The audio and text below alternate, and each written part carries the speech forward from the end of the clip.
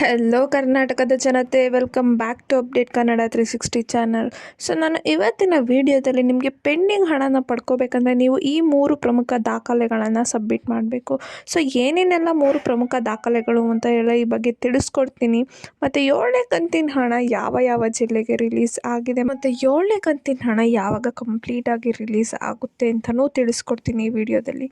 So ಬನ್ನಿ, ವಿಡಿಯೋನ start ಮಾಡೋಕ್ಕಿಂತ ಮುಂಚೆ ನೀವೇನಾದರೂ ನಮ್ಮ ಚಾನಲ್ಗೆ ಸಬ್ಸ್ಕ್ರೈಬ್ ಮಾಡ್ಕೊಂಡಿಲ್ಲ ಅಂದರೆ ದಯವಿಟ್ಟು ಚಾನಲ್ಗೆ ಸಬ್ಸ್ಕ್ರೈಬ್ನ ಮಾಡ್ಕೊಳ್ಳಿ. ಹಾಗೆ ವಿಡಿಯೋನ ಆದಷ್ಟು ಶೇರ್ ಮಾಡಿ, ಫಲಾನುಭವಿಗಳಿಗೆ ವಿಡಿಯೋಗೆ ಲೈಕ್ ಕೊಡೋದನ್ನ ಮರಿಬೇಡಿ ಅಂತ ಕೇಳ್ತಾ, ಈ ವಿಡಿಯೋಗೆ 100 ಲೈಕ್ಸ್ನ ಪಡ್ಕೊಳಕ್ಕೆ ಹೆಲ್ಪ್ ಮಾಡಿ ಅಂತ ಕೇಳ್ತಾ ಈ ವಿಡಿಯೋಗೆ ಲೈಕ್ ಕೊಟ್ಬಿಟ್ಟು ವಿಡಿಯೋನ ನೋಡಿ. ಏನು ಒಂದು ಸರ್ಕಾರ ಹೇಳಿರುವ ಮಾಹಿತಿ ಪ್ರಕಾರ ಈ ತಿಂಗಳು 7ನೇ ಕಂತಿನ ಹಣ ಬಿಡುಗಡೆ ಮಾಡಿದ್ರು. ಅಂದರೆ 15ನೇ ತಾರೀಕಿಗೆ 7ನೇ ಕಂತಿನ ಹಣ ಬಿಡುಗಡೆ ಆಯಿತು. ಸೊ ಅದ್ರ ಜೊತೆನೇ ಪೆಂಡಿಂಗ್ ಹಣನೂ ಕೂಡ ತುಂಬ ಜನಕ್ಕೆ ಬಿಡುಗಡೆ ಆಗ್ತಿದೆ. ಸೊ ನೀವು ಕೂಡ ಪೆಂಡಿಂಗ್ ಹಣಕ್ಕೋಸ್ಕರ ಕಾಯ್ತಿದ್ರೆ ಅಂದರೆ ನೀವು ಈ 3 ಪ್ರಮುಖ ದಾಖಲೆಗಳನ್ನ ನೀವು ಕೊಡಬೇಕು. ಸೊ ಯಾವ್ಯಾವೆಲ್ಲ 3 ಪ್ರಮುಖ ದಾಖಲೆಗಳಂತ ಈ ವಿಡಿಯೋದಲ್ಲಿ ಕಂಪ್ಲೀಟಾಗಿ ತಿಳಿಸ್ಕೊಡ್ತೀನಿ. ಗೃಹಲಕ್ಷ್ಮಿ ಯೋಜನೆಗೆ ಅರ್ಜಿ ಹಾಕ್ಬಿಟ್ಟು ಇಲ್ಲಿವರೆಗೂ ನಿಮಗೆ 1 ಕಂತಿನ ಹಣನೂ ಬಂದಿಲ್ವಾ ಅಥವಾ 1-2 ಕಂತಿನ ಹಣ ಬಂದಿದೆಯಾ, ಬಿಡುಗಡೆ ಆಗಿರುವ 5 ಮತ್ತು 6ನೇ 7ನೇ ಕಂತಿನ ಹಣ ಕೂಡ ನಿಮ್ಮ ಖಾತೆಗೆ ತಲುಪಿಲ್ವಾ ಅಂಥವ್ರು ಈ 3 ಪ್ರಮುಖ ದಾಖಲೆಗಳನ್ನ ನೀಡೋದ್ರ ಮೂಲಕ ನಿಮ್ಮ ಖಾತೆಗೂ ಕೂಡ ಪೆಂಡಿಂಗ್ ಹಣನ ನೀವು ಪಡ್ಕೋಬಹುದು. ಸೊ ಆಲ್ರೆಡಿ 80% ಅಷ್ಟು ಮಹಿಳೆಯರಿಗೆ ಕಳೆದ 6 ತಿಂಗಳಿಂದ ಹಣನ ಪಡ್ಕೊತಿದ್ದಾರೆ.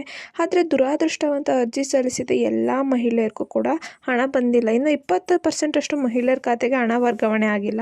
ಸೊ ಇದ್ರ ಬಗ್ಗೆ ಮಹಿಳಾ ಮತ್ತು ಮಕ್ಕಳ ಕಲ್ಯಾಣ ಇಲಾಖೆ ಸಚಿವೆ ಲಕ್ಷ್ಮಿ ಹೆಬ್ಬಾಳ್ಕರ್ ಅವರು ಈ ಮಾಹಿತಿನ ನೀಡಿದ್ದಾರೆ. ಸೊ ಹಣ ಬರದೇ ಇರಲು ಕಾರಣ ಏನೇನಂದ್ಬಿಟ್ಟು ಸ್ವತಃ ಅವರೇನೆ ತಿಳಿಸಿದ್ದಾರೆ. ಸೊ ಸಚಿವೆಯವರು ತಿಳಿಸಿದ ಪ್ರಕಾರ ಇಲ್ಲಿವರೆಗೂ ನಿಮ್ಮ ಖಾತೆಗೆ ಹಣ ಬರದೇ ಇದ್ರೆ ಕೆಲವು ಪ್ರಮುಖ ದಾಖಲೆಗಳನ್ನ ಪರಿಶೀಲನೆ ಮಾಡ್ಕೊಳ್ಳೋದು ಅಗತ್ಯ ಅಂದ್ಬಿಟ್ಟು ಅವರೇ ಹೇಳಿದ್ದಾರೆ.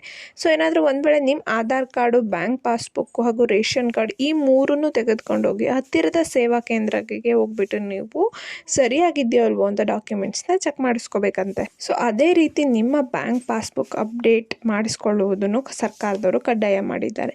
ಒಂದು ವೇಳೆ ಏನಾದರೂ ನಿಮ್ಮ ಬ್ಯಾಂಕ್ ಪಾಸ್ಬುಕ್ ಅಥವಾ ನಿಮ್ಮ ಬ್ಯಾಂಕ್ ಅಕೌಂಟ್ ಇನ್ಆಕ್ಟಿವ್ ಇತ್ತು ಅಂದರೆ ಜಮಾ ಆಗಲ್ಲ ದುಡ್ಡು.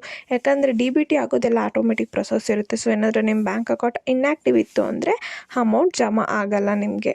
ಸೊ ಒಂದು ವೇಳೆ ಏನಾದರೂ ಬ್ಯಾಂಕ್ ಖಾತೆಯಲ್ಲಿ ಸಮಸ್ಯೆ ಇದ್ದು ಈ KYC ಪ್ರೋಸೆಸ್ ಪೂರ್ಣಗೊಂಡಿದ್ದರೆ ಹತ್ತಿರದ ಪೋಸ್ಟ್ ಆಫೀಸಲ್ಲಿ ನೀವು ಒಂದು ಹೊಸ ಖಾತೆನ ತೆಗೆಯೋದು ಸೂಕ್ತ ಅಂದ್ಬಿಟ್ಟು ಸ್ವತಃ ಲಕ್ಷ್ಮಿ ಹೆಬ್ಬಾಳ್ಕರ್ ಅವರೇ ತಿಳಿಸಿದ್ದಾರೆ. CDPO ಆಫೀಸರ್ಸ್ನ ಹೆಲ್ಪ್ ತೊಗೊಳೋದು ಕೂಡ ಏನು ತಪ್ಪಲ್ಲ.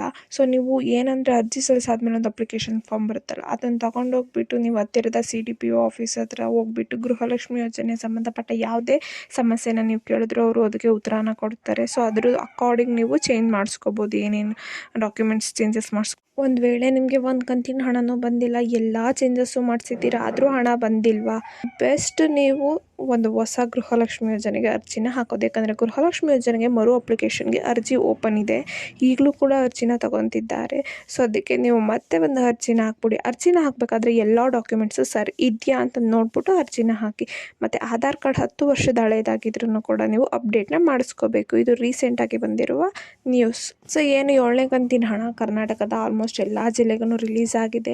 ಸೊ ಏನು ನಿಮಗೆ ಹಣ ಬಂದಿಲ್ಲ 7ನೇ ಕಂತಿನ ಅಂದರೆ ಚಿಂತೆ ಬೇಡ, ಮಾರ್ಚ್ 31ರೊಳಗೇ ಬರುತ್ತೆ ಅಂದ್ಬಿಟ್ಟು ಸರ್ಕಾರದವರು ತಿಳಿಸಿದ್ದಾರೆ. ಸೊ ಎಷ್ಟು ಹೇಳ್ತಾ ಈ ಪುಟ್ಟು ಗೃಹಲಕ್ಷ್ಮಿ ಯೋಜನೆ ವಿಡಿಯೋ ಇಷ್ಟ ಆಯ್ತು ಅನ್ಕೊಂತೀನಿ. ಸೊ ಯಾರ್ಯಾರಿಗೆಲ್ಲ ಪೆಂಡಿಂಗ್ ಹಣ ಬಂತು ಕಮೆಂಟ್ ಮೂಲಕ ತಿಳಿಸಿ, ಯಾರ್ಯಾರಿಗೆಲ್ಲ 7ನೇ ಕಂತಿನ ಹಣ ಬಂತು ಕಮೆಂಟ್ ಮೂಲಕ ತಿಳಿಸಿ ಅಂತ ಕೇಳ್ತಾ ಈ ಪುಟ್ಟು ವಿಡಿಯೋ ನಿಮ್ಗೆ ಇಷ್ಟ ಆಯ್ತು ಅನ್ಕೊಂತೀನಿ. ಇಷ್ಟರೇ ದಯವಿಟ್ಟು ಚಾನಲ್ಗೆ ಸಬ್ಸ್ಕ್ರೈಬ್ನ ಮಾಡ್ಕೊಳ್ಳಿ, ವಿಡಿಯೋನ ಆದಷ್ಟು ಶೇರ್ ಮಾಡಿ ಅಂತ ಕೇಳ್ತಾ, ಏನೇ ಪ್ರಾಬ್ಲಮ್ ಇತ್ತಂದರೆ ಕಮೆಂಟ್ ಹಾಕಿ. ಧನ್ಯವಾದಗಳು.